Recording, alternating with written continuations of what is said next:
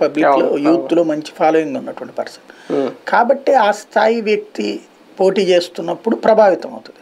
పవన్ కళ్యాణ్ కనుక విడిగా పోటీ చేస్తే మీరు అన్నట్టు అతను చీల్చే ఓట్లు తెలుగుదేశాన్ని దెబ్బ కొడుతుంది, అతను సంపాదించే ఓట్లు సీట్లు జగన్ దెబ్బ కొడుతుంది అనేటువంటి భయం ఉండేది. భారతీయ జనతా పార్టీ జనసేన కనుక కలిసి పోటీ చేస్తే అది ఖచ్చితంగా జగన్ దించడానికి కారణం అవుతుంది, తెలుగుదేశం గెలవడానికి కారణం అవుతుంది. ఎట్లా అంటే వెరీ సింపుల్ లాజిక్. తెలంగాణలో లాజిక్కే.